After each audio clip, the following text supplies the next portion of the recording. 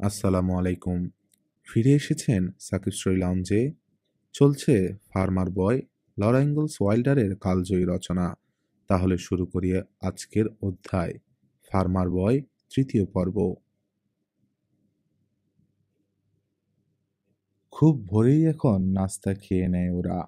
শিশির ভেজা মাঠের ওপারে সূর্য যখন উঠি উঠি করে, তার আগেই ঘোড়া দুটো নিয়ে পৌঁছে যায় আলমাঞ্জো খেতে।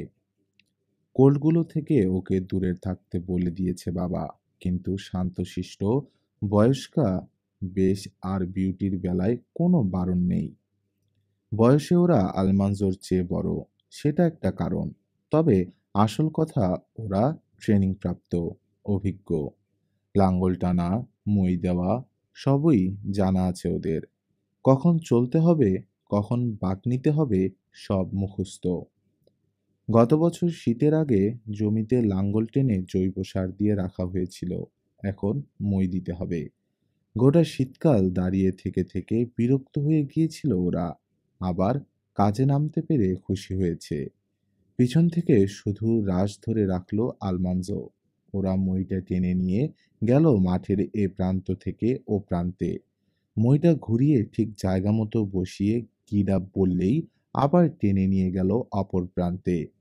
আশপাশের মাঠে মই দিচ্ছে আরো অনেক ছেলে। উত্তর দিকে দূরে দেখা যাচ্ছে রূপালী ফিতের মতো সেন্ট লরেন্স নদী। জঙ্গলগুলোকে মনে হচ্ছে যেন সবুজ মেঘ। পাথরের দেয়ালের উপর বসে লেজ নাচাচ্ছে পাখিরা, ছুটোছুটি করছে কাঠবিড়ালি। ঘোড়ার পিছনে হাঁটছে আলমানজো, শীষ দিচ্ছে। পুরো মাঠটা সোজাসুজি একবার মই দেওয়া হয়ে যেতে আড়াআড়ি ভাবে আবার একবার মই দিল। বড় মাটির চাকাগুলো ভেঙে ছোট হয়ে এসেছে। কাজ চালিয়ে গেল আলমানজো। জমিটাকে একেবারে মসৃণ করে তুলতে হবে। এক সময় শীষ থেমে গেল ওর। খিদে লেগেছে, কিন্তু দুপুর আর হয়ই না। মনে হলো কয়েক যুগ পর সূর্যটা উঠে এলো মাথার উপর। ছোট হয়ে গেল ওর ছায়াটা। এতক্ষণে কাছে দূরে বেশ কয়েকটা শিঙ্গা বেজে উঠল। মায়ের টিনের বড় ডিনার হর্নের মধুর আওয়াজও ভেসে এলো। বেস আর বিউটি দুজনেই কান খাড়া করলো। তারপর দ্রুত পায়ে ক্ষেতের উপর দিয়ে কোনাকুনি হেঁটে বাড়ির দিকের প্রান্তে গিয়ে থামলো। মইটা খুলে মাঠেই ওটা রেখে দিয়ে ঘোড়া দুটোর গলায় রশি পরালো আলমানজো। তারপর উঠে বসলো বিউটির চওড়া পিঠে। প্রথমে ঘোড়াগুলো নিয়ে পাম্প হাউসে চলে এলো ও। ওদের পানি খাইয়ে স্টলে নিয়ে গিয়ে লাগাম খুলে দানা দিল খেতে। তারপরেই হন্তদন্ত হয়ে ছুটল বাড়ির দিকে। রীতিমতো জ্বলছে পেটের ভিতরটা।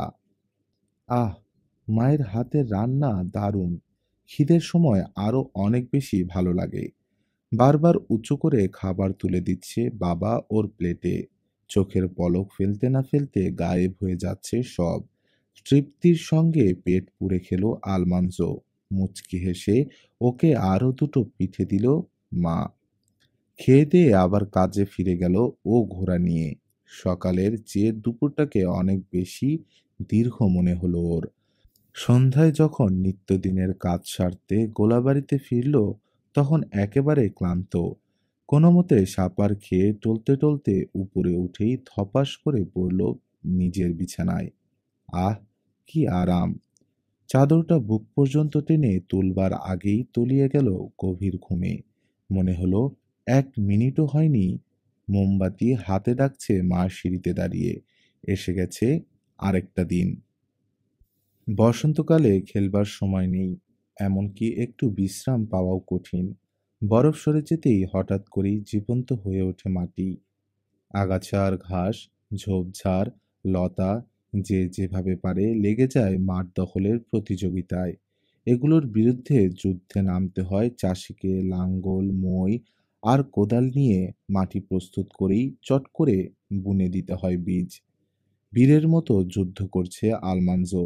সকাল থেকে সন্ধ্যা পর্যন্ত সারাদিন কাজ, সারা রাত ঘুম, উঠেই আবার কাজ। আলু বুনবার জন্য মাঠ তৈরি হয়ে যেতেই তলকুঠুরিতে রাখা বীজ আলুর টুকরো করলো ও রয়্যালের সঙ্গে। প্রত্যেক টুকরোয় 2-3টে করে চোখ যেন থাকে সেদিকে লক্ষ্য রাখলো। ওদিকে বাবা মাঠে দাগ দেওয়ার কাজে ব্যস্ত। লম্বা একটা কাঠের গুঁড়ির গায়ে গর্ত খুঁড়ে 3.5 ফুট দূরে দূরে ঢোকানো হয়েছে চোখা কাঠের গোজ। জমির এক প্রান্ত থেকে আরেক প্রান্ত পর্যন্ত টেনে নিয়ে যাচ্ছে একটা ঘোড়া কাঠের গুঁড়িটাকে। গোছগাথা থাকায় কয়েকটা সরু খাল তৈরি হচ্ছে জমিতে। গোটা জমিতে লম্বালম্বি দাগ টানা হয়ে গেলে আবার টানা হলো আড়াআড়ি ভাবে। ফলে ছোট ছোট অসংখ্য চৌকানো ঘর তৈরি হলো জমিতে। এবার শুরু হলো আলু বোনা। বাবা আর রয়্যাল কোদাল নিয়ে আসছে পিছু পিছু। অ্যালিস আর আলমাঞ্জো দুটো বালতিতে করে আলুর টুকরো নিয়ে চলেছে আগে আগে। যেখানেই একটা দাগের উপর দিয়ে আরেকটা দাগ গেছে, সেখানেই একটা করে আলুর টুকরো ফেলছে অ্যালিস আর আলমাঞ্জো। বাবা আর রয়্যাল ওর উপর ধুলোমাটি ফেলে কোদাল দিয়ে চেপে বসিয়ে দিচ্ছে। কাজটা মজার। সবাই খোশমেজাজে গল্প করতে করতে এগোচ্ছে। মাটির টাটকা সুগন্ধ আসছে নাকে। বাতাসে উঠছে উচ্ছল অ্যালিসের চুল। ছোট দুজন চেষ্টা করছে যত তাড়াতাড়ি সম্ভব আলুর টুকরো ফেলে সারির শেষ মাথায় পৌঁছে যেতে। কারণ 1 মিনিট সময় পেলেই এক ছুটে সীমানা প্রাচীরের গায়ে পাখির বাসা খোঁজা যাবে, কিংবা গিরগিটিকে তাড়া করা যাবে। কিন্তু তেমন একটা পেছনে ফেলতে পারছে না ওরা বাবা কিংবা রয়্যালকে। গমগমে কণ্ঠে হাঁক ছাড়ছে বাবা। চলো চলো, চলো আগে বাড়ো বাপ, আগে বাড়ো। সকাল থেকে সন্ধ্যা পর্যন্ত 3 দিন কাজ করে শেষ করলো ওরা আলু বোনা।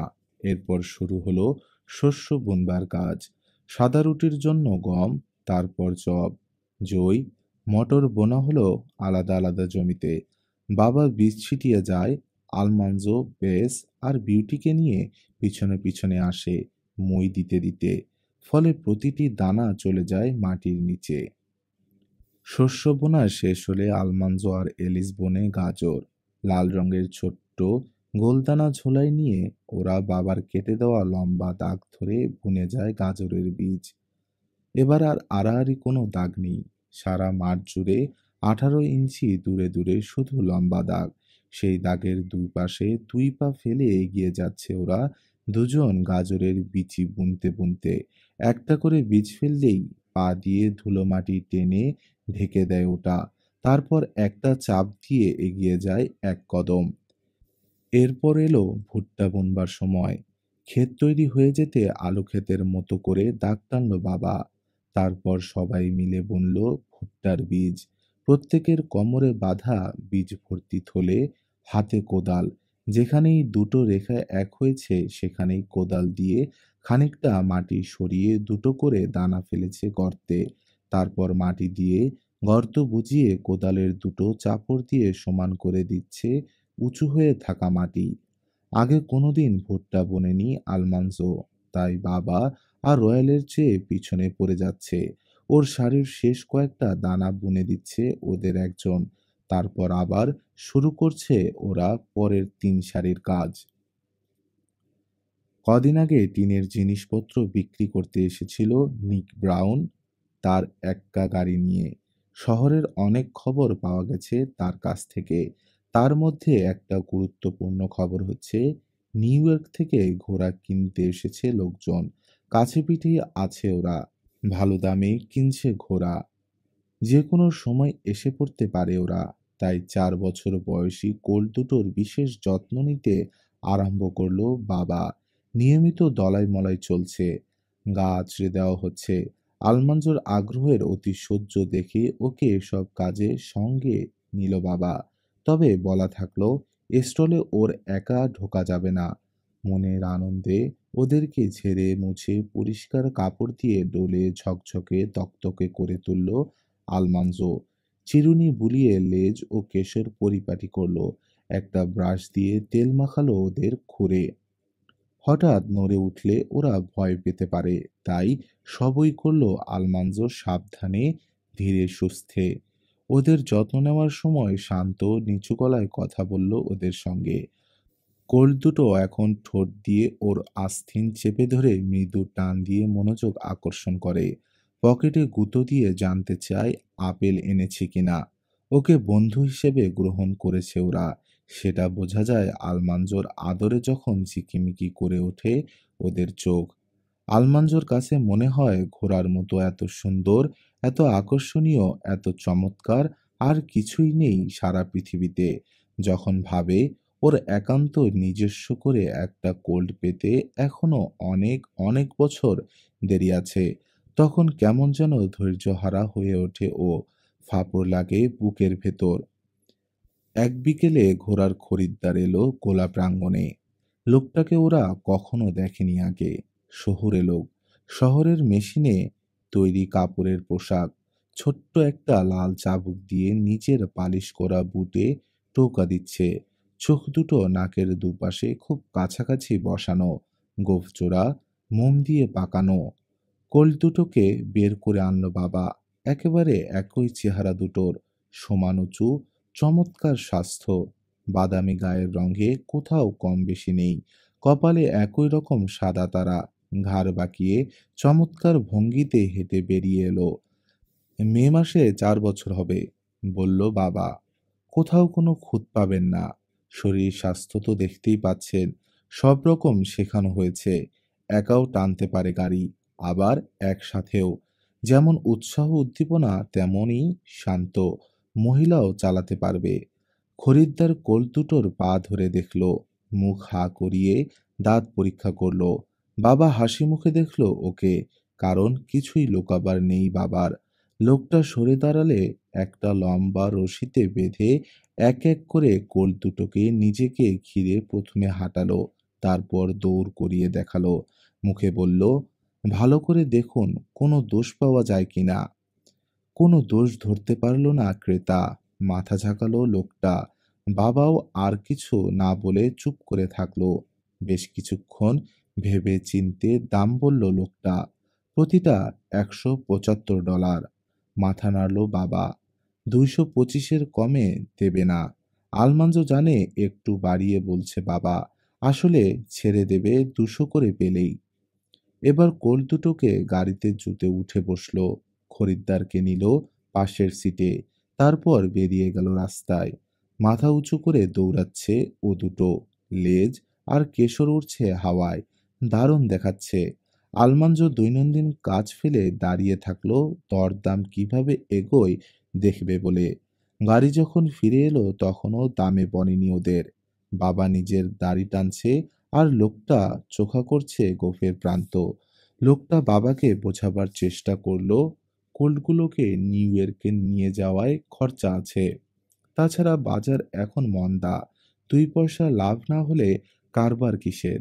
প্রথমেই অনেক বেশি বলে ফেলেছে।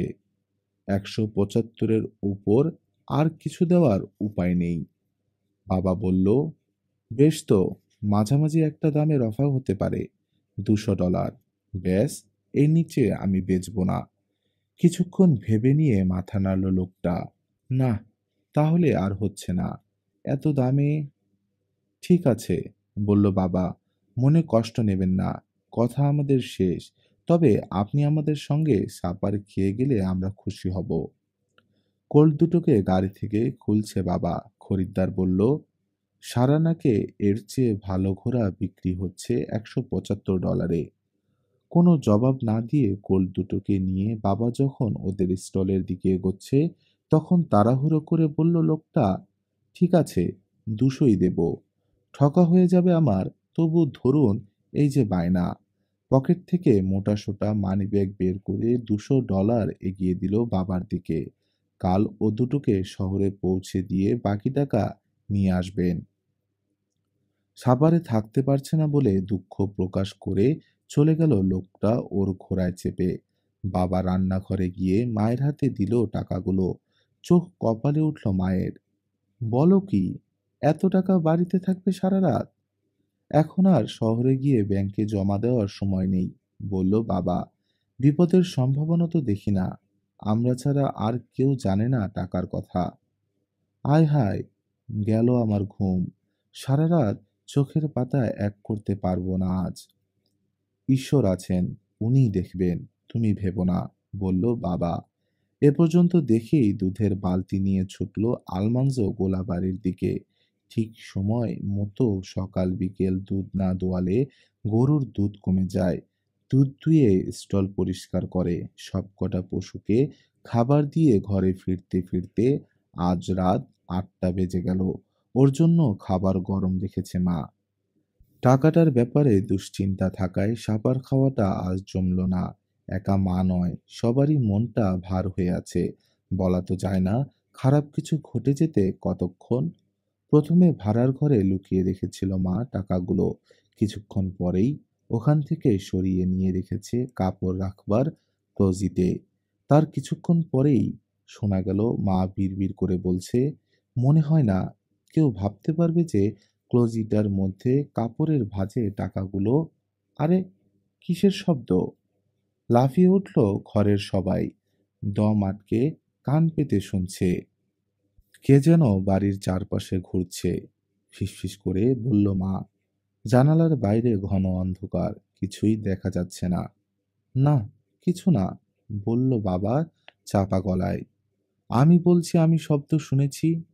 আমি শুনিনি, বলল বাবা। রয়্যাল, বলল মা। দেখো তো কে। রান্নাঘরের দরজা খুলে বাইরে তাকালো রয়্যাল। একটু পরে বলল, কিছু না, একটা বাজে কুত্তা। ভাগাও ওটাকে, বলল মা। রয়্যাল বাইরে গিয়ে ওটাকে তাড়িয়ে দিয়ে এলো। কুকুরের কথা শুনে কেমন যেন করে উঠল আলমাঞ্জোর মনটা। ওর খুব শখ কুকুর পোষা। কিন্তু বাবা রাজি হয় না। ছোটগুলো পা দিয়ে আছড়ে বাগান নষ্ট করে, মুরগিকে তাড়া করে, ডিম খেয়ে নেয়, আর বড় কুকুর রেগে গেলে ভেড়া মেরে ফেলতে পারে। তাছাড়া মাও বলে, অনেক জানোয়ার আছে এখানে, নোংরা একটা কুকুর নাই থাকলো। পা ধুচ্ছে আলমাঞ্জো, এবার শুতে যাবে। এমন সময় পিছনের আঙ্গিনায় খচমচ আওয়াজ হলো। বড় হয়ে গেল মায়ের চোখ। কিছু না, ওই কুকুরটাই, বলে দরজা খুলল রয়্যাল। প্রথমে কিছুই দেখা গেল না, ফলে আরো বড় হলো মায়ের চোখ। তারপর ঘরের সবাই দেখতে পেল ওটাকে। মস্ত বড় একটা কুকুর, কিন্তু শুকিয়ে হাড় চিরচিরে হয়ে গেছে। লোমের নিচে পাঁজর দেখা যাচ্ছে। কুঁকড়ে সরে গেল ওটা অন্ধকারে। আহারে, বেচারা, বলল অ্যালিস। মা, ওকে একটু খেতে দেই। আচ্ছা, ঠিক আছে দাও, বলল মা। কাল সকালে উঠে ওটাকে তাড়িয়ে দিও রয়্যাল। একটা টিনের থালায় কিছু খাবার নিয়ে দরজার কাছে মাটিতে নামিয়ে রাখলো অ্যালিস। কিন্তু ভয়ে কাছে আসছে না কুকুরটা। তবে আলমাঞ্জো যেই দরজাটা লাগিয়ে দিল অমনি শোনা গেল চিবানোর শব্দ। খাচ্ছে। দুইবার পরীক্ষা করে দেখলো মা সব জায়গায় ঠিকমতো তালা দেওয়া হয়েছে কিনা। মোমবাতি নিয়ে রান্নাঘর থেকে বেরিয়ে আসতেই অন্ধকার হয়ে গেল ঘরটা। মনে হলো ডাইনিং রুমের জানালা দিয়ে উকি দিচ্ছে গাঢ় অন্ধকার। খাবার ঘরের দুটো দরজাতেই তালা দিল মা। সব সময় তালা দেওয়াই থাকে, তবু একবার বৈঠকখানার দরজাটা পরীক্ষা করে এলো। বিছানায় শুয়ে জেগে থাকলো আলমাঞ্জো অনেকক্ষণ। কান খাড়া করে শুনবার চেষ্টা করছে কোথাও কোনো অস্বাভাবিক শব্দ হয় কিনা। একসময় নিজের অজান্তেই ঢলে পড়ল ঘুমে। সকালের আগে জানতে পারল না কি ঘটে গেছে রাতে। শুতে যাওয়ার আগে টাকাগুলো বাবার মোজার মধ্যে ঢুকিয়ে রেখেছিল মা, কিন্তু মিনিট দশেকের মধ্যেই বিছানা ছাড়লো আবার। ওগুলো এনে রাখলো বালিশের নিচে। সারা রাত ঘুমাতে পারবে না ভেবেছিল মা, কিন্তু কখন ঘুমিয়ে পড়েছে জানে না। হঠাৎ করেই অনেক রাতে ভেঙে গেল ঘুম। খাড়া হয়ে উঠে বসলো বিছানায়। বাবা তখন ঘুমে অসাড়। চাঁদের আলোয় আঙ্গিনার লাইলাক ঝোপ দেখা যাচ্ছে পরিষ্কার। চারদিকে চুপচাপ। নিচের ঘড়িতে রাত 11টার ঘন্টা পড়ল। পর মুহূর্তে হাত পা ঠান্ডা হয়ে গেল মার। চাপা হিংস্র গর্জন ভেসে এলো আঙ্গিনা থেকে। বিছানা থেকে নেমে জানালার ধারে গিয়ে দাঁড়ালো মা। নিচে আক্রমণাত্মক ভঙ্গিতে দাঁড়িয়ে রয়েছে কুকুরটা। গায়ের লোম দাঁড়িয়ে গেছে, দাঁত বের করে শাসাচ্ছে কাকে যেন। গাছের নিচে অন্ধকার, সেই দিকেই তাকিয়ে রয়েছে কুকুরটা। জানালা দিয়ে দেখবার চেষ্টা করলো মা, কিন্তু দেখা গেল না কিছুই। শুধু নিচ থেকে ভেসে আসছে কুকুরটার গড়গড় আওয়াজ। অনেকক্ষণ তাকিয়ে থাকলো মা। মাঝরাতের ঘন্টা পড়ল। আরো অনেকক্ষণ পর একটা বাজলো। বেড়ার ধার ঘেঁষে এদিক থেকে ওদিক পর্যন্ত টহল দিচ্ছে কুকুরটা। মাঝে মাঝে চাপা গলায় ধমক দিচ্ছে। অনেকক্ষণ পর শুয়ে পড়ল ওটা, কিন্তু মাথাটা উঁচু হয়ে আছে। কান খাড়া করে শুনবার চেষ্টা করছে কিছু কিছু। আস্তে করে বিছানায় উঠে পড়ল মা। সকালে দেখা গেল চলে গেছে কুকুরটা। অনেক খোঁজাখুঁজি করেও পাওয়া গেল না কোথাও। কিন্তু ওর পায়ের ছাপ রয়ে গেছে বেড়ার এপাশে ওপাশে গাছের নিচে। দুজোড়া বুটের চিহ্ন পেল বাবা। আর দেরি না করে নাস্তার আগেই গাড়িতে ঘোড়া জুতে মেলনের উদ্দেশ্যে রওনা হয়ে গেল বাবা। কোল দুটোকে বেঁধে নিল গাড়ির পিছনে। প্রথমে ব্যাংকে $200 জমা দিয়ে ঘোড়ার খরিদ্দারের কাছে পৌঁছে দিল কোট দুটো। বকেয়া $200ও ব্যাংকে রেখে ফিরে এলো। বাড়ি ফিরে মাকে বলল, বাবা, ঠিকই বলেছ তুমি। গতরাতে ডাকাতি হতে যাচ্ছিল এখানে। 1 সপ্তাহ আগে মেলনের কাছাকাছি এক গেরস্ত নাকি এক জোড়া ঘোড়া বিক্রি করে টাকাগুলো ঘরে রেখেছিল। ওই রাতেই ডাকাত পড়েছিল ওর বাড়িতে। ওর বউ ছেলে মেয়েকে বেঁধে রেখে ওকে পিটিয়ে আধমরা করে জেনে নিয়েছে কোথায় রাখা হয়েছে টাকাগুলো। শেরিফ খুঁজছে এখন ওদের। ওই খরিদ্দারটার হাত রয়েছে এতে, আমার বিশ্বাস, বলল বাবা। নইলে আর তো কারো জানার কথা নয় যে টাকা ছিল আমাদের বাড়িতে। কিন্তু এটা প্রমাণ করা যাবে না। খোঁজ নিয়ে জানলাম লোকটা কাল সারা রাত হোটেলেই ছিল। মায়ের ধারণা, ওদের পাহারা দেওয়ার জন্য কুকুরটাকে পাঠানো হয়েছিল ঈশ্বরের তরফ থেকে। আলমানজোর ধারণা, অ্যালিস খেতে দিয়েছিল বলেই থেকে গিয়েছিল ওটা। ওকে পাঠিয়ে ঈশ্বর আমাদের হয়তো পরীক্ষা করলেন, বলল মা। আমরা কুকুরটাকে দয়া দেখানোয় আমরাও কৃপা পেলাম ঈশ্বরের। কুকুরটাকে আর কোনোদিন দেখা গেল না ধারের কাছে।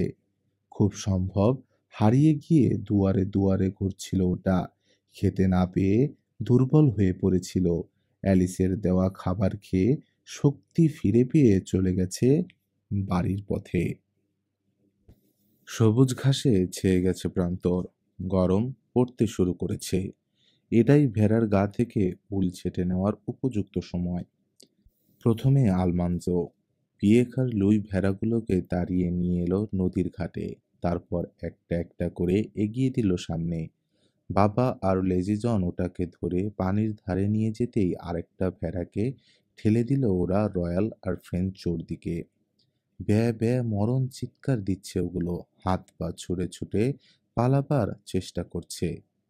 কিন্তু ওরা ওদের আপত্তি গ্রাহ্য না করে প্রথমে আচ্ছা মতো সাবান মাখিয়ে টেনে দিয়ে যাচ্ছে গভীর পানিতে। নাকটা পানির উপরে রাখবার জন্য প্রাণপণে সাঁতার কাটছে ভেড়াগুলো। এদিকে ঘষে মেজে ওগুলোর গা থেকে গত 1 বছরের যত ময়লা বের করে দিচ্ছে বাবা আর লেজি জন কোমর পানিতে দাঁড়িয়ে। পরিষ্কার করা হয়ে গেলেই ওদের এক চুবান দিয়ে ছেড়ে দেওয়া হচ্ছে। সাঁতার কেটে পাড়ে গিয়ে উঠছে ওরা। গা ঝাড়া দিয়ে পানি ঝরাচ্ছে চারপাশে। অল্পক্ষণেই রোদ লেগে শুকিয়ে ঝরঝরে হয়ে ধপধপে সাদা দেখাচ্ছে ওদের। ভেড়া গোসল করানো মজার কাজ। গল্প গুজব হাসি তামাশার মধ্য দিয়ে কাজটা শেষ হলো। গা শুকিয়ে যেতেই ভেড়াগুলো নিশ্চিন্ত মনে ঘাস খেতে শুরু করলো। মনে হচ্ছে মাঠময় থোকা থোকা সাদা ফুল ফুটেছে। পরদিন জন এলো খুব সকালে। আলমানজো ভেড়াগুলোকে তাড়িয়ে নিয়ে এলো মাঠ থেকে। দক্ষিণ গোলাঘরে ওদের উলছাটা হবে একটা পাটাতনের উপর। পাটাতনের উপর ঠেসে ধরে বাবা আর লেজিজন দুজন দুটো ভেড়ার লোম কাটছে। পুরো লোম একেবারে গোড়া থেকে ছাড়বার ফলে মোটাসোটা ভেড়া দুটোকে মনে হচ্ছে গোলাপি চামড়ার সর্বস্ব ছোট্ট প্রাণী। ছেড়ে দিতেই ব্যয় ব্যয় ডাক ছেড়ে পালাচ্ছে ওগুলো। ততক্ষণে আরো দুটো ধরে শুইয়ে ফেলেছে বাবা আর জন পাটাতনের উপর। রয়্যালের কাজ হচ্ছে লোমগুলো গোল করে গুটিয়ে দড়ি দিয়ে শক্ত করে বাঁধা। আর আলমান্সোর কাজ এক দৌড়ে সিঁড়ি বেয়ে উপরে উঠে ওগুলো মাচায় তুলে রেখে আসা। দৌড়ে উপরে উঠছে আলমান্সো, দৌড়ে নামছে, কিন্তু প্রতিবারই ফিরে এসে দেখছে আরেক বস্তা উল অপেক্ষা করছে ওর জন্য। এত ভারী ওগুলো যে একটার বেশি নেওয়া ওর পক্ষে কোনো মতেই সম্ভব নয়। ছুটোছুটি করে কাজ করছে ও, কিন্তু অন্যদের চেয়ে এগোতে পারছে না। তারপরেও যখন হঠাৎ চোখে পড়ল গোলাবাড়ির একটা বেড়াল ইঁদুর ধরে মুখে করে নিয়ে যাচ্ছে, তখন সামলাতে পারল না কৌতূহল, ছুটল ওর পিছনে। নিশ্চয়ই বাচ্চা দিয়েছে, ইঁদুর নিয়ে যাচ্ছে বাচ্চাদের খাওয়াতে। ঠিকই, গোলাঘরের এক কোণে বেশ কিছু খড় জড়ো করে তার উপর শুইয়ে রেখেছে ছানাগুলোকে। ওগুলোকে ঘিরে শুয়ে পড়ল, গলায় গড়গড় আওয়াজ তুলে আদর জানাচ্ছে বাচ্চাদের।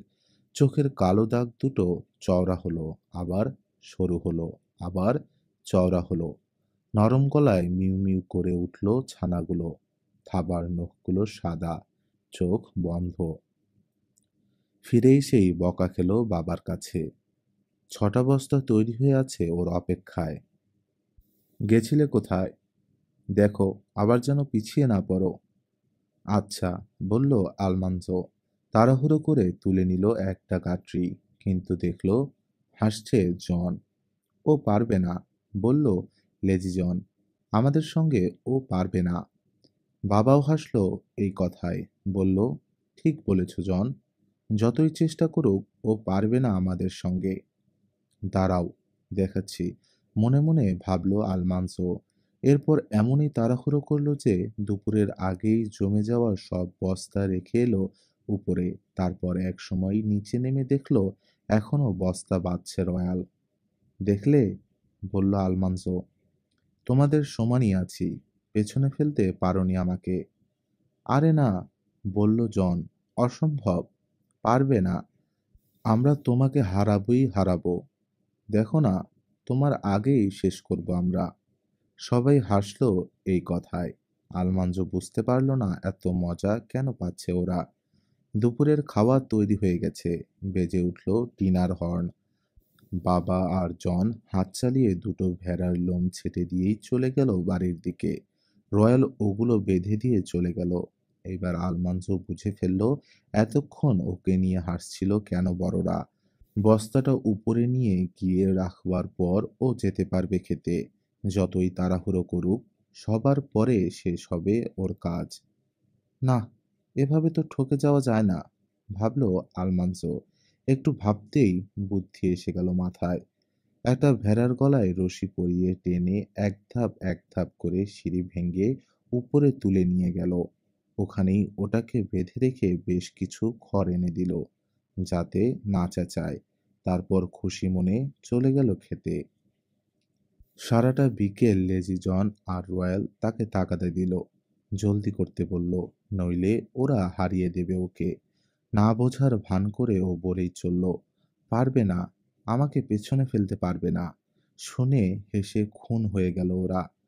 রয়্যালের বাধা হলেই বস্তাটা প্রায় ছিনিয়ে নিয়ে এক ছুটে রেখে আসছে ও। ওর এই ব্যস্ততা দেখে মুখ টিপে হাসছে সবাই। বারবার বলছে এক কথা, তুমি আমাদের হারাতে পারবে না, আমরাই আগে শেষ করব কাজ। সন্ধ্যার দিকে শেষ দুটো ভেড়ার লোম কে আগে ছাড়তে পারে তাই নিয়ে ছোটখাটো প্রতিযোগিতা হয়ে গেল বাবা আর জনের মধ্যে। জিতল বাবাই। শেষ বস্তার জন্য ফিরে এলো আলমান্সো। রয়্যাল এটা বেঁধে বলল, আমাদের কাজ শেষ আলমান্সো, দেখো আমরা তোমাকে হারিয়ে দিলাম। কথাটা বলেই হাসিতে ফেটে পড়ল রয়্যাল আর জন। বাবাও যোগ দিল সে হাসিতে। আলমান্সো বলল, এই বস্তা রেখে এলেই আমার কাজ শেষ হবে তো, নাকি আরো আছে? জন বলল, না আর নেই, এটাই শেষ বস্তা। তাহলে তোমরা হেরে গেলে, হাসি মুখে বলল আলমান্জো। আরো একটা ভেড়া বাকি রয়ে গেছে তোমাদের, ওটাকে উপরে বেঁধে রেখেছি আমি। হাসি থেমে গেল ওদের। আলমান্জো শেষ বস্তাটা রেখে ভেড়ার বাঁধন খুলে দিতেই ব্যয় করে বিকট চিৎকার দিয়ে উঠল ভেড়াটা। ওটাকে নিচে নামিয়ে দিয়ে হাসতে হাসতে বেরিয়ে গেল ও। ওর দুষ্ট বুদ্ধি দেখে অট্টহাসিতে ফেটে পড়ল বাবা। বলল, কি হলো জন, সারাটা দিন তো খুব হাসালে ওকে নিয়ে, এবার? শেষ বসন্তে হঠাৎ বেশ ঠান্ডা পড়ল। দুপুরের রোদও কেমন যেন ঠান্ডা। শিম, মটরশুঁটি, গাজর, ভুট্টা সবকিছুর বার বন্ধ হয়ে গেছে, যেন অপেক্ষা করছে গরমের। আবহাওয়ার এই অবস্থা দেখে বাবা উদ্বিগ্ন। অবশ্য আবহাওয়া এরকম থাকলো না বেশি দিন। প্রথম বসন্তের কাজের চাপ কমে যেতেই আবার স্কুলে যেতে হচ্ছে আলমাঞ্জোকে। বসন্তকালীন টার্মে শুধু ছোট ছেলেমেয়েরা ক্লাস করে। আলমাঞ্জোর বড় দুঃখ, কিছুতেই তাড়াতাড়ি বড় হতে পারছে না। আর একটু বড় হলেই আর মজার মজার কাজ ফেলেই স্কুলে যেতে হতো না। মে মাসে ভুট্টা চারার ফাঁকে ফাঁকে কুমড়ো বিচি পুঁতে দিল আলমান্জো। তারপর গাজর ক্ষেতের আগাছা দূর করতে নিড়ানি দিল। তারপর বেশি ঘন হয়ে জন্মানো গাজর চারা টেনে তুলে ফেললো, যাতে প্রতিটা গাজর অন্ততপক্ষে 2 ইঞ্চি দূরে দূরে থাকে। বসন্তকালীন স্কুলের শেষ 3টে দিন ঠিকমতোই গেল সেই স্কুলে। তারপর গ্রীষ্মকালের কাজকর্মে ঝাঁপিয়ে পড়ল। 2 সারি ভুট্টা চারার মাঝখান দিয়ে আবার লাঙ্গল টানলো বাবা। রয়্যাল আর আলমান্জো আগাছা ছাপ করলো। একটা চারার গোড়াতেও আর আগাছা রইল না। নিজ হাতে 2 একর ভুট্টা ক্ষেত আর 2 একর আলু ক্ষেত একেবারে পরিষ্কার করে ফেললো আলমান্জো কয়েকদিনের নিরলস পরিশ্রমে। এর পরপরই এলো স্ট্রবেরির সংগ্রহের সময়। এবার দেরি হয়ে গেছে স্ট্রবেরি পাকতে, কারণ প্রথম মুকুল নষ্ট হয়ে গিয়েছিল ঠান্ডায় বরফ জমে যাওয়ায়। সবুজ পাতার আড়ালে থোকা থোকা ঝুলে আছে সুগন্ধি মিষ্টি জাম। ঝুড়িতে তো নিচ্ছেই, একই সঙ্গে সামনে মুখ চালিয়ে যাচ্ছে আলমানজো। মাঝে মাঝে উইন্টার গ্রিনের সবুজ ডাল ভেঙে চিবোচ্ছে। কাঠবিড়ালি দেখলেই ঢিল মারছে। ইচ্ছে হলে খালের তীরে ঝুড়ি রেখে হাঁটু পানিতে নেমে মাছের পিছনে তাড়া করছে। বাড়ি ফিরল ঝুড়ি ভর্তি ফল নিয়ে। রাতে খাবার টেবিলে আসছে দুধের স্বরের সঙ্গে স্ট্রবেরি। পরদিন মা তৈরি করবে স্ট্রবেরির আচার আর মোরব্বা। ভুট্টাগুলো কেন যে বাড়ছে না, আপন মনে বিড়বিড় করে বাবা। খুব চিন্তিত। আবার একবার লাঙ্গল দিল ক্ষেতে। রয়্যাল আর আলমান্জো নিড়ানি দিল। কিন্তু চারাগুলো যেমন ছিল তেমনই থাকলো, বাড়ার লক্ষণ নেই। বাবা বিড়বিড় করলো, এমন তো দেখিনি কোনোদিন। জুলাই মাস এসে গেছে, কিন্তু চারাগুলো মাত্র 4 ইঞ্চি লম্বা হয়েছে। মনে হচ্ছে সামনে বিপদ দেখে বাড়তে সাহস পাচ্ছে না। দেখতে দেখতে স্বাধীনতা দিবস এসে গেল। আগামীকাল ওরা সবাই যাবে মেলনে। ব্যান্ড বাজবে, বক্তৃতা হবে, পিতলের কামান দাগা হবে। সন্ধ্যায় গোসল করতে হলো আলমান্সোকে, যদিও দিনটা শনিবার নয়। খুব ঠান্ডা পড়েছে হঠাৎ করে। রাতে খাওয়ার পর আবার গোলাবাড়িতে গিয়ে ঢুকলো বাবা। জানালাগুলো সব বন্ধ করলো একে একে। ভেড়ার বাচ্চাগুলোকে আলাদা না রেখে ওদের মায়েদের ঘরে ঢুকিয়ে দিল। ঘরে ফিরে এসে মাথা নাড়ল গম্ভীরভাবে, বলল, বরফেই জমে কিনা। থাক থাক, অমঙ্গলে কথা বলো না। মা বাধা দিল, কিন্তু মাকেও রীতিমতো চিন্তিত দেখাচ্ছে। রাতে একসময় খুব শীত লাগলো আলমান্জোর, কিন্তু ঘুমের ঘোরে এতই বেহুঁশ যে একটা চাদর বা কম্বলও টেনে নিতে পারল না। একটু পরেই মায়ের হাঁক ডাকে ঘুম ভেঙে গেল।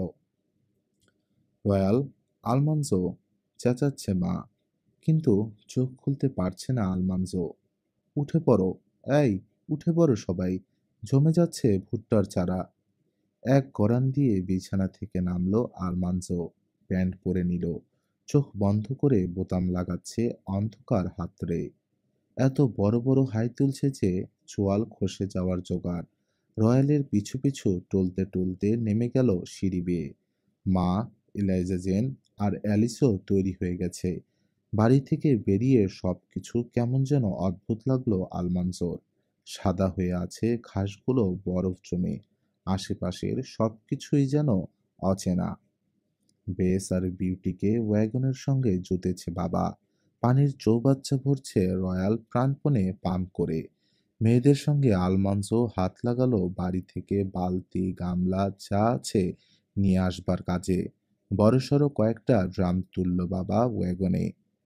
ব্যারেল, ড্রাম, বালতি, গামলাগুলো ভর্তি করা হলো পানি দিয়ে।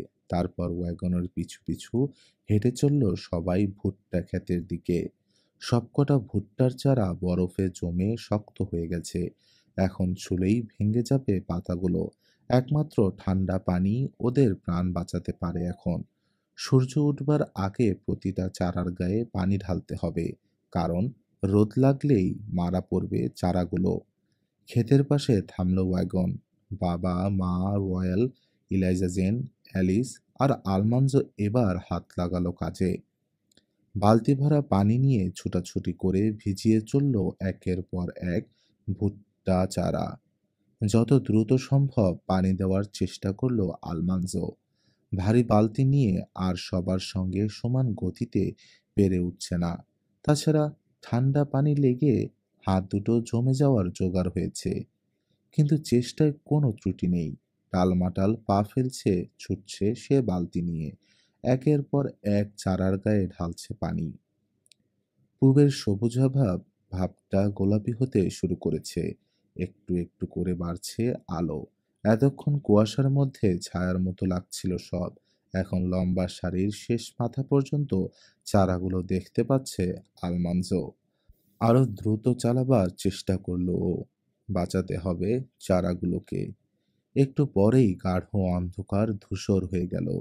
সূর্য আসছে চারাগুলোকে খুন করতে। প্রতিবার বালতিটা ভরবার জন্য দৌড় দিচ্ছে আলমানজো। ফিরেও আসছে দৌড়ে। হাতে, কাঁধে, বুকের পাঁজরে ব্যথা। কাদাটে মাটি টেনে ধরতে চায় পা, কিন্তু কোনো দিকে ভ্রুক্ষেপ নেই। পাগলের মতো দৌড়াচ্ছে আর পানি ছিটাচ্ছে চারাগুলোর গায়ে। ধূসর আলোয় আবছা ছায়া দেখা যাচ্ছে এখন চারাগুলোর। একটু পরেই লাফ দিয়ে উঠে পড়ল সূর্যটা। নরম রোদ পড়েছে এখন খেতে। হঠাৎ আলমান্জো লক্ষ্য করল ওর ব্যস্ততা দেখে মৃদু হাসি ফুটে উঠছে বাবার মুখে। ঘাড় ফিরিয়ে নরম দৃষ্টিতে দেখছে ওকে। চালিয়ে যাও বাপ, বলল বাবা। আর কিছুক্ষণ। সবাই কাজ চালিয়ে গেল। বালতির পর বালতি পানি ঢালা হতে থাকলো চারাগুলোর গায়ে। খানিক পর সোজা হয়ে দাঁড়ালো বাবা। ঘোষণা করলো, ব্যাস, হয়েছে। আর পানি দিয়ে কোনো লাভ নেই। সূর্যের তাজা আলো পড়েছে এবার জমে যাওয়া চারার গায়ে। বাকিগুলো আর বাঁচানো সম্ভব নয়। বালতি রেখে কোনো মতে কোমরে হাত রেখে সোজা হলো আলমানসো। চারপাশে তাকিয়ে দেখছে, আর সবাইও দেখছে। ক্লান্তিতে কারো মুখে কথা নেই। 3 একর জমির চারা বাঁচানো গেছে। 1 একর জমিতে আর পানি দেওয়া যায়নি, ওগুলো গেছে। কপাল ভালো আমাদের, বলল বাবা। বেশিরভাগটাই রক্ষা করতে পেরেছি, ঈশ্বরকে ধন্যবাদ। ওয়াগনে চড়ে ফিরে এলো ওরা, ক্লান্ত, শীতার্ত, ক্ষুধার্ত, কিন্তু মনে অদ্ভুত এক প্রশান্তি।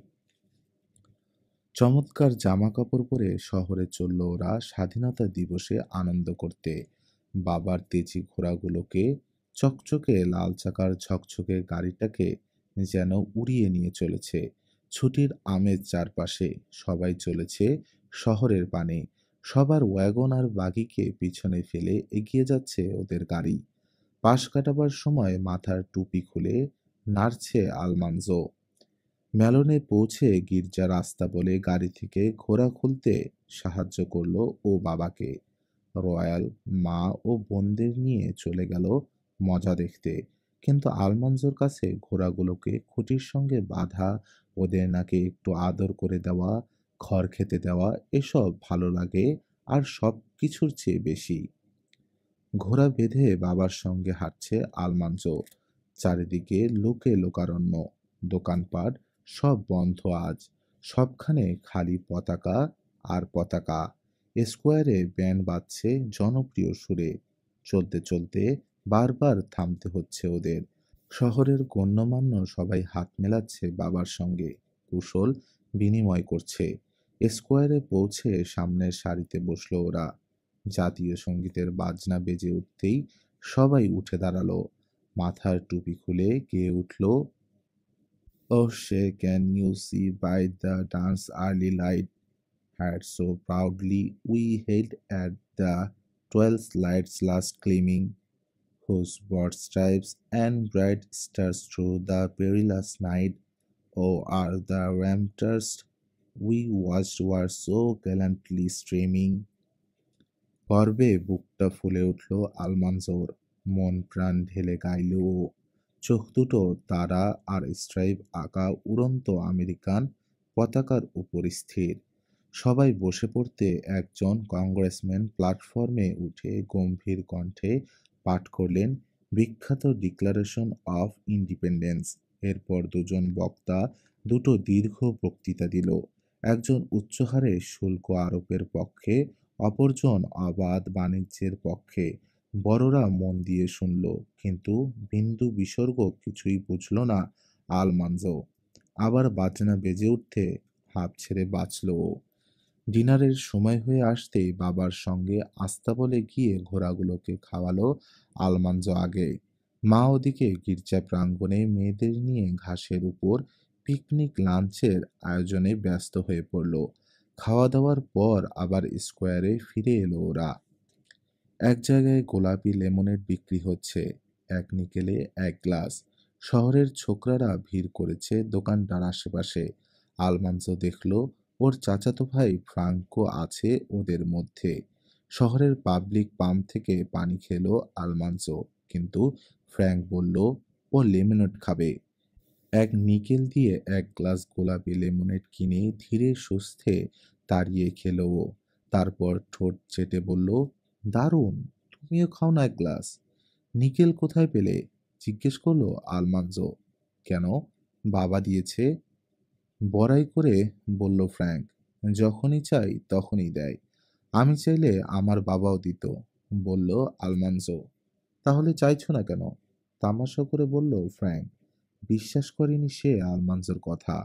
কারণ আমার চাওয়ার ইচ্ছে নেই। আসলে দেবে না, তাই না? চাইলেও দেবে না। বাঁকা হাসছে ফ্র্যাঙ্ক। দেবে। তাহলে চেয়ে দেখো না, দেয় কিনা। ফ্র্যাঙ্কের বন্ধুরাও কৌতূহলী হয়ে শুনছে ওদের কথোপকথন। দুই পকেটে হাত ভরে আলমানজো ঘোষণা করলো, আমার ইচ্ছে হলে চাইবো। বুঝেছি, চাইলেও পাবে না, বলল ফ্র্যাঙ্ক। চাওয়ার সাহসই নেই তোমার, কারণ জানো দেবে না। কিছুটা দূরে রাস্তায় দাঁড়িয়ে মিস্টার প্যাটকের সঙ্গে কথা বলছে বাবা। ওয়াগন তৈরির বড়সড় এক কারখানার মালিক উনি। ধীর পায়ে ওদের দিকে এগিয়ে গেল আলমানজো। যতই এগোচ্ছে ততই ভয় বাড়ছে। যদি বাবা সত্যিই নিকেল না দেয়। এর আগে কোনোদিন পয়সা কড়ি চায়নি ও বাবার কাছে, দরকারই পড়েনি। চুপচাপ দাঁড়িয়ে থাকলো ও। কথা শেষ করে ওর দিকে ফিরল বাবা। কি হয়েছে বাপ? ভয়ে ভয়ে আলমানজো বলল, বাবা। শুকিয়ে আসছে গলাটা। হ্যাঁ বলো বাপ। বাবা, তুমি কি তুমি কি চাইলে আমাকে একটা নিকেল দেবে? বাবা আর মিস্টার প্যাডক দুজনেই তাকিয়ে আছে ওর দিকে। আলমানজোর মনে হলো এক দৌড়ে ছুটে পালায়। কিছুক্ষণ চেয়ে থাকে বাবা বলল, কি করবে? পায়ের মোকাসিনের উপর দৃষ্টি। মরে যাচ্ছে অস্বস্তিতে, কোনোমতে বলল আলমানজো। ফ্র্যাঙ্কের কাছে একটা নিকেল ছিল, গোলাপি লেমনেড কিনেছে ও। বেশ, ভেবেচিন্তে বলল বাবা। ও যদি তোমাকে খাইয়ে থাকে, তোমারও উচিত ওকে কিনে খাওয়ানো। পকেটে হাত ভরল বাবা। তারপর হঠাৎ থেমে সরাসরি প্রশ্ন করল, ও তোমাকে লেমনেড খাইয়েছে? নিকেলটা পাওয়ার আগ্রহে মাথা ঝাঁকালো আলমানসো। পর মুহূর্তে ছটফট করে উঠে মাথা নাড়ল, নিচু গলায় বলল, না বাবা। অনেকক্ষণ তাকিয়ে থাকলো বাবা ওর দিকে। গোটা ব্যাপারটা আন্দাজ করে নিয়ে পকেট থেকে মানিব্যাগ বের করে খুলল। ধীরে সুস্থে বের করলো রূপোর একটা গোল $8। জিজ্ঞেস করলো, আচ্ছা আলমানজো, এটা কি বলতে পারো? $8, জবাব দিল আলমানজো। ঠিক, কিন্তু $8 আসলে কি তা জানো? আলমানজো মাথা নাড়ল। $8 ছাড়া আর কি হতে পারে জানে না। এটা হচ্ছে কাজ, বলল বাবা। টাকা হচ্ছে কাজ, কঠিন শ্রম। মিস্টার প্যাডক মৃদু হাসলেন। খুবই ছোট্ট বাচ্চা, বললেন তিনি। এসব বোঝার কি বয়স হয়েছে ওর, ওয়াইল্ডার? দেখো না, জবাব দিল বাবা। আসলে যা ভাবছো তার চেয়ে অনেক বুদ্ধিমান ছেলে ও। জবাব না দিয়ে চুপচাপ দাঁড়িয়ে থাকলো আলমানজো। একটা নিকেল চাইতে এসে এমন বিপদ হবে জানলে আসতই না। এখন পালাতে পারলে বাঁচে। আলুর চাষ কি করে করতে হয় তুমি জানো, তাই না আলমান্জো? জানি, ঝটপট জবাব দিল আলমান্জো। ধরো, বসন্তকালে একটা বীজ আলু পেলে কি করবে ওটা দিয়ে? কেটে টুকরো করব, দু তিনটে মুখ থাকবে প্রতিটা টুকরায়, বলল আলমান্জো। তারপর বলতে থাকো। ক্ষেতে সার দিয়ে লাঙ্গল দিতে হবে, তারপর মই দেওয়ার পর দাগ টানবো জমিতে, আলু লাগিয়ে লাঙ্গল আর নিড়ানি দিতে হবে 2 বার। ঠিক। তারপর? তারপর ওগুলো খুঁড়ে তুলে তলকুটুরিতে রেখে দেব, গোটা শীতকাল থাকবে ওগুলো ওখানে। মাঝে মাঝে ছোট আর পচা বেছে ফেলতে হবে। পরের বসন্তে গাড়ি ভর্তি আলু এনে বিক্রি করব এই শহরে। হ্যাঁ, যদি ভালো দাম পাও তাহলে ৮ বুশেল আলুর জন্য কত পাবে? $৮, বলল আলমান্জো। ঠিক বলেছ বাপ, খুশি হলো বাবা। ৮ বুশেল আলু চাষ করার খাটুনি রয়েছে এই $৮। রূপোর চাকতিটার দিকে চেয়ে খাটুনির তুলনায় খুবই ছোট মনে হলো আলমান্জোর। এটা এখন তোমার, বলল বাবা। নিজের কানকেও বিশ্বাস করতে পারছে না আলমান্জো, কিন্তু বাবা সত্যি ওটা এগিয়ে দিচ্ছে দেখে হাত বাড়িয়ে নিল। এটা তোমার, আবার বলল বাবা। ইচ্ছে করলে ছোট্ট একটা মাদি শুয়োর কিনতে পারো ওটা দিয়ে। যদি পেলে পুষে বড় করতে পারো, একগাদা বাচ্চা দেবে ওটা। বড় হলে ওগুলো প্রত্যেকটার জন্য পাবে $4 কি $5 করে। আবার ইচ্ছে করলে পুরো $8 দিয়ে লেমনেড কিনে খেতে পারো, কেউ কিচ্ছু বলবে না। তোমার যা খুশি, তোমার টাকা দিয়ে যা খুশি তাই করতে পারো তুমি। যাও। $8 মুদ্রাটা হাতে নিয়ে কয়েক সেকেন্ড বিহ্বল ভঙ্গিতে দাঁড়িয়ে থাকলো আলমান্জো। তারপর ওটা পকেটে পুরে চলে এলো লেমনেড স্ট্যান্ডে দাঁড়ানো ছেলেদের কাছে। লেমনেড বিক্রেতা হাঁকছে, এদিকে আসুন, এদিকে আসুন, ঠান্ডা লেমনেড, শীতল গোলাপি লেমনেড, 1 গ্লাস মাত্র 5 সেন্ট, মাত্র আধ ডাইমে বরফ শীতল গোলাপি লেমনেড। আসুন, আসুন। কই, নিকেল কোথায় দেখি? সাগ্রহে এগিয়ে এলো ফ্র্যাঙ্ক। নিকেল দেয়নি বাবা, বলল আলমান্জো। টিটকারির হাসি এসে উঠল ফ্র্যাঙ্ক। ইয়া, ইয়া, আমি বলেছিলাম না দেবে না, দেখলে? নিকেল দেয়নি, চাইতেই $8 দিয়েছে, নিচু নরম গলায় বলল আলমান্জো। মিথ্যে কথা, বলল ফ্র্যাঙ্ক। অন্য ছেলেরা চাপ দিল, তাহলে দেখাও। সত্যি সত্যি ওর হাতে $8 দেখে হা হয়ে গেল সবার মুখ। দু চোখ যেন ঠিকরে বেরিয়ে আসবে ফ্র্যাঙ্কের। সবাই ঘনিয়ে এলো। দেখবে এত টাকা আলমান্জো কিসে খরচ করে। কিন্তু নির্বিকার ভঙ্গিতে মুদ্রাটা পকেটে রেখে দিল ও। বাচ্চা একটা, শুয়োর কিনবো এটা দিয়ে, পুষবো। মার্চ করে স্কোয়ারের দিকে এগিয়ে আসছে ব্যান্ড পার্টি রাস্তা জুড়ে। পিছনে এক দঙ্গল বাচ্চা। সুরেলা বিউগল আর মন করা ড্রামের ছন্দ ওদের পাগল করে দিয়েছে। বার দুই রাস্তার এই মাথা থেকে ও মাথা পর্যন্ত টহল দিয়ে স্কোয়ারে এসে পিতলের কামানের পাশে থামল ব্যান্ড পার্টি। আকাশের দিকে লম্বা আঙ্গুল তাক করে বসে আছে কামান দুটো। দুজন লোক চিৎকার জুড়ে দিল, সরো সরো, সরে যাও সবাই। দেখা গেল কয়েকজন কামানে কালো বারুদ ভরতে শুরু করেছে। মাথায় কাপড় বাঁধা লম্বা লাঠি দিয়ে গুটিয়ে সমানভাবে বসানো হচ্ছে বারুদগুলো টাইট করে। বাচ্চারা দৌড়ালো রেললাইনের পাশ থেকে ঘাস লতা পাতা ছিঁড়ে আনতে। লোক দুজন সেই লতা পাতা ঘাস ঠাসলো কামানের মুখ দিয়ে, লাঠি দিয়ে ঠেলে পাঠিয়ে দিল ভিতরে যদ্দূর যায়। রেললাইনের ধারে জ্বালা হয়েছে আগুন, তাতে গরম করা হচ্ছে দুটো শিক। ঘাসপাতা ভালোমতো ঠাসা হয়ে গেলে দুই কামানের দুটো টাচ হলে আরো কিছুটা বারুদ ভরল একজন। এবার সবাই মিলে তার স্বরে চেঁচাতে শুরু করলো, সরে যাও, সরে যাও। কোত্থেকে এসে চিলের মতো ছো মেরে আলমান্জোর হাত ধরল মা, সরিয়ে নিচ্ছে টেনে। আরে, টানছো কেন? আপত্তি জানালো আলমান্জো। ওরা তো শুধু ঘাস পাতা ভরেছে কামানে, কারো জখম হওয়ার ভয় নেই। আমি সাবধানেই থাকবো সত্যি। কিন্তু কে শুনে কার কথা? টেনে কামানের কাছ থেকে অনেকটা দূরে নিয়ে গেল মা ওকে। দুজন লোক আগুন থেকে তুলে নিল শিক দুটো। চুপ হয়ে গেছে সবাই, দেখছে আগ্রহ নিয়ে। কামান থেকে যত দূর সম্ভব পিছিয়ে থেকে লোক দুজন হাত লম্বা করে শিকের আগা ছোয়ালো। টাচ হলে দপ করে জ্বলে উঠল আগুন। শ্বাস আটকে রেখেছে সবাই। তারপরেই বুম, বুম, লাফিয়ে পিছনে সরে গেল কামান দুটো। আকাশ বাতাসে ছেয়ে গেছে ছিন্ন ভিন্ন ঘাস লতাপাতায়। আর সব বাচ্চার সঙ্গে দৌড়ে গিয়ে কামানের গায়ে হাত দিয়ে দেখলো আলমান্জো কতটা গরম। কানে তালা লাগানো বিকট আওয়াজ নিয়ে আলাপ করছে সবাই। স্বাধীনতা দিবসের সব মজা শেষ হলো। শহরে আর করবার কিছু নেই। গাড়িতে ঘোড়া জুতে ফিরে চলল ওরা বাড়ির পথে। ওখানে পড়ে রয়েছে অনেক অনেক জরুরি কাজ। গরমকাল এসে গেছে, দ্রুত বাড়ছে ক্ষেতের ফসল। আরেকবার লাঙ্গল দিল বাবা ভুট্টার জমিতে। রয়াল আর আলমাঞ্জো নিড়ানি দিল। আর ভুট্টার ফলন নিয়ে চিন্তা থাকলো না।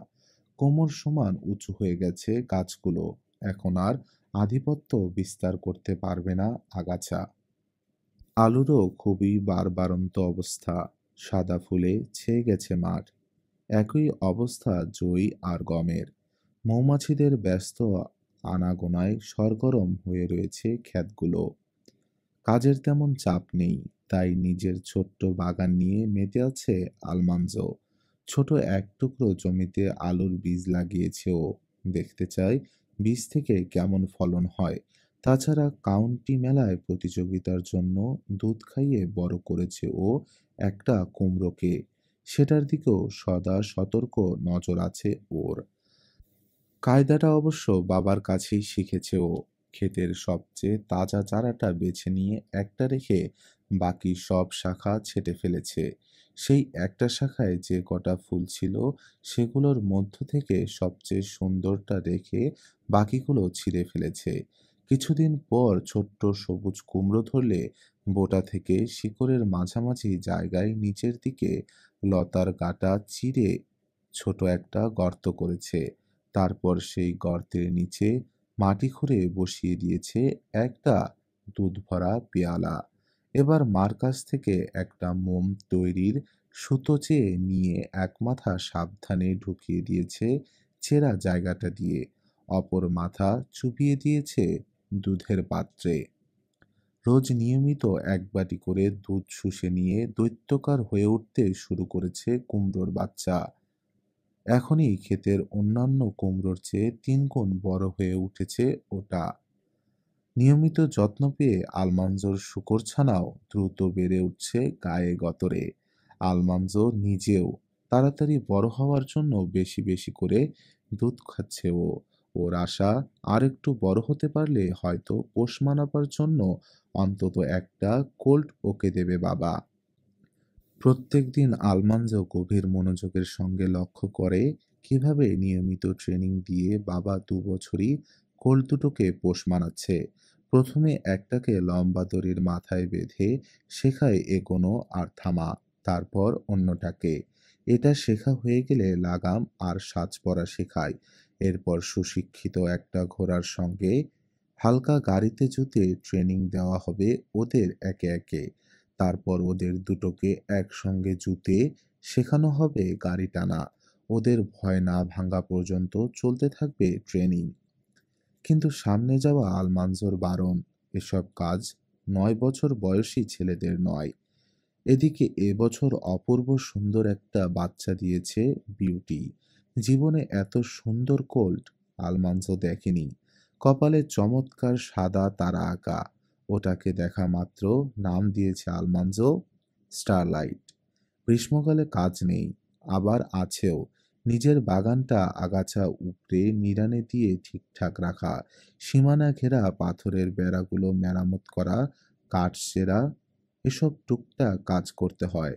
তাছাড়া নিত্যকার গোলাঘরের কাজ তো আছেই। অবসর পেলেই সাঁতার কাটে ও নদীতে। বৃষ্টির দিন বাবার সঙ্গে বেরিয়ে পড়ে আলমান্সো ট্রাউট রিভারে মাছ ধরতে। দুজন পাল্লা দিয়ে ধরে, কোনো দিন ১০-১২টা করে ধরে এক একজন। মা সেগুলো কর্নমিলে চুবিয়ে ভাজে।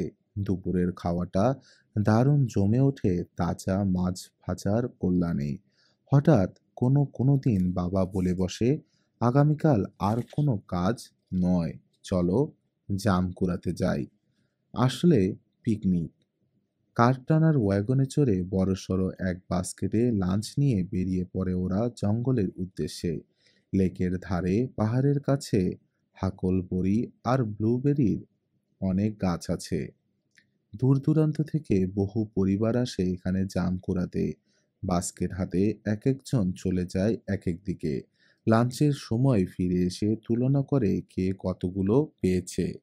সারাদিন গান বাজনা গল্পগুজব করে সন্ধ্যায় একগাদা হাকলবড়ি আর ব্লুবেরি নিয়ে বাড়ি ফিরে আসে।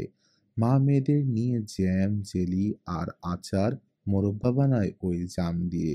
পরবর্তী বেশ কিছুদিন খাবার টেবিলে পাওয়া যায় হাকলবড়ি পাই অথবা ব্লুবেরি পুডিং।